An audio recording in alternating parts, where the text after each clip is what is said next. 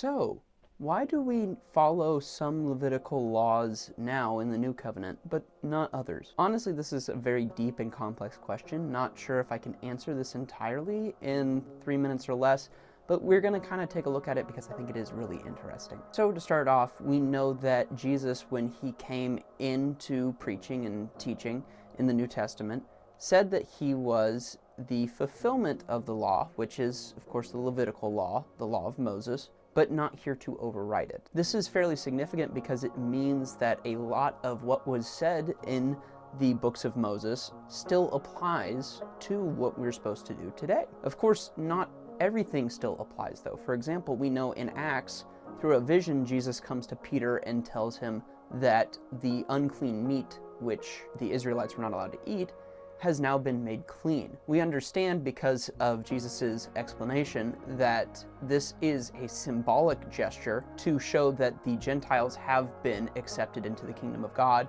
and now there is no distinction between Israelite or Gentile in terms of who can receive salvation. But this is also significant because it clearly breaks one of the laws of the Old Testament. And we find that as we've moved on through history, we've definitely started to break away from the Old Testament and the Old Covenant in favor of this New Covenant. Things like not having tattoos, that was a taboo in the Old Testament, and now we do.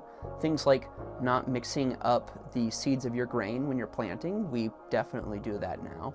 Not mixing up your linens and your clothes and the colors there, we definitely do that now. So the question becomes, where is the distinction between following certain laws in Leviticus that still apply, such as do not commit murder, while ignoring other ones like not getting tattoos? And the closest thing we have to really answer this is looking towards Jesus and seeing that while he was the fulfillment of the Old Testament law, he was also here to break some of the trends that were created by Old Testament scholars that seem to overstep the law's interpretation and reach. You see, while scholars from the Old Testament tend to interpret it hyper-literally, taking everything to mean exactly what it said in the most severest of consequences, Jesus seemed to be a little more towards following the spirit of the law, or the general idea of what the law was trying to convey.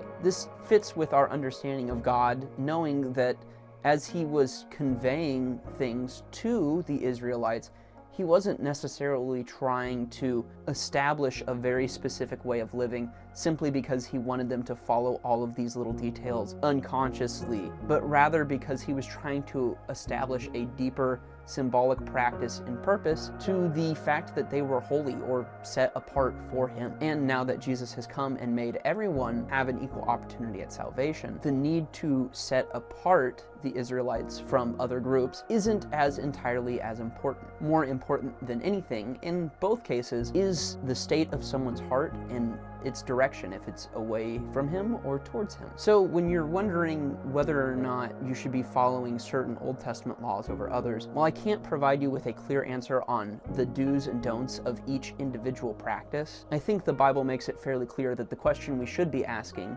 is, what would Jesus do? Because clearly his word is far more final than that which is in the books of Moses. But let me know what your thoughts are, and I'll see you tomorrow.